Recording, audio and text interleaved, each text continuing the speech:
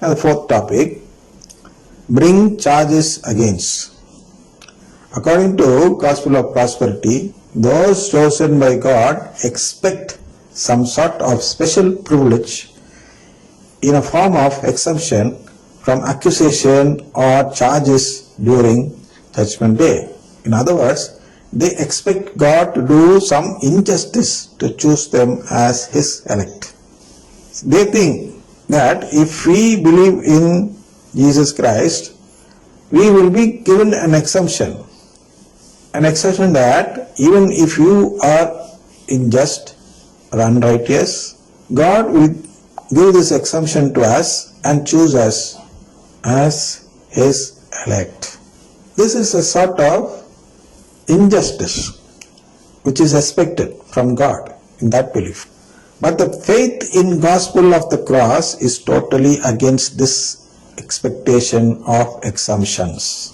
That is why Jesus was given no privilege at all when He carried the cross.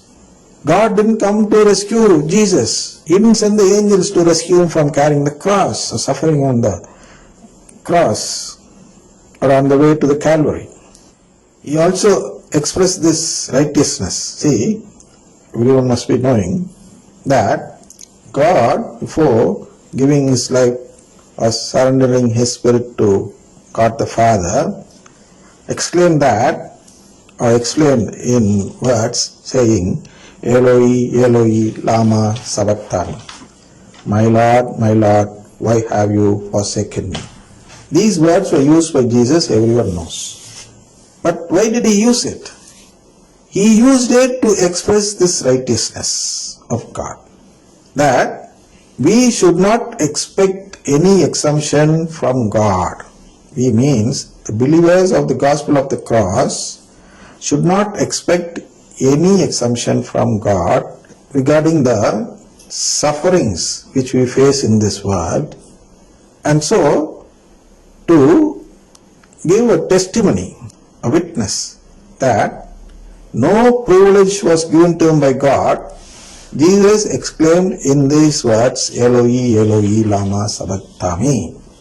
Then what is the righteousness that God follows in choosing the elect?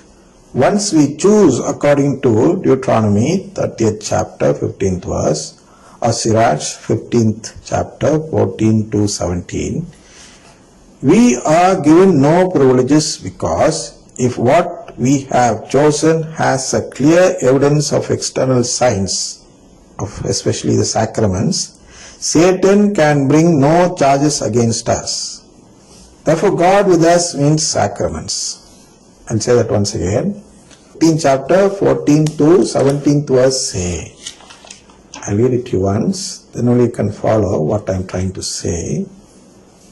I read it from the 14th verse. It was He, God, who created humankind in the beginning, and He left them in the power of their own free choice. If you choose, you can keep the commandments, and to act faithfully is a matter of your own choice. He has placed before you fire and water. Stretch out your hand for whichever you choose. Before each person are life and death, and whichever one chooses will be given. So simple as that. We got to choose what we need. If we need life, we have to choose the life-giving faith. If we need death, you can choose any faith which does not give life. Any other faith actually. What other faith? Any other faith other than what is followed in Roman Catholic Church. That is the faith in filial adoption or divine filial. Because this faith alone gives life. This faith alone promises life. How? We can live only with a relationship which we have with God. If we are not filially related to God, then we won't get the right to live. Human beings don't get the right to live even after the Judgment Day. They become gods before they start living after the Judgment Day. That's what Thomas Aquinas has said. You can see that quoting in CCC 2009. He says that we become God. Jesus came here to make us all gods. So after becoming God only we can live. But they are the people in other denominations, actually, the Christians of other denominations, don't believe in this filial adoption, and therefore their belief is not a belief that gives life, but it is something that gives death. Because prosperity, I read without quoting, if I say something you people of course won't accept. If you go to Romans 8th chapter, the same chapter only which we are seeing, a few lines before what we are seeing, you see the 5th and 6th verse, it says like this: for those who live according to the flesh means actually prosperity, set their minds on the things of the flesh, that is prosperity. They set the minds on the things of prosperity. But those who live according to the Spirit here means what? Divine filiation with God.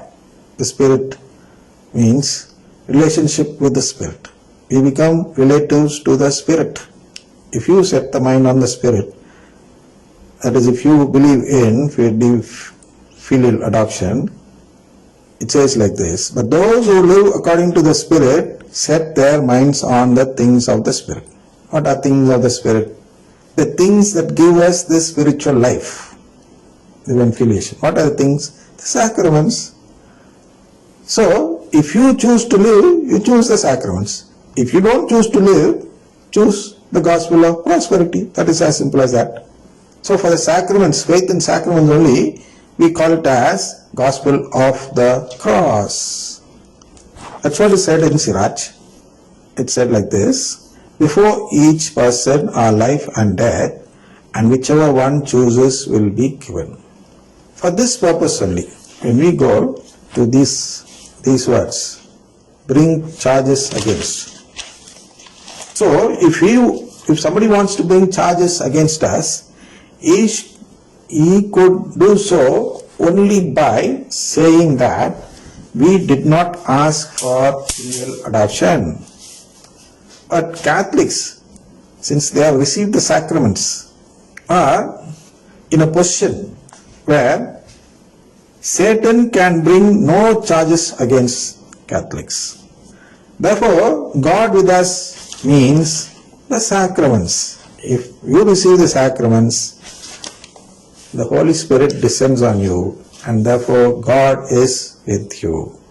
And if you have God on your side, who can be against us? Satan can never be against us, because the Holy Spirit himself becomes my witness. So the fifth topic is God select. Who are these people called God select?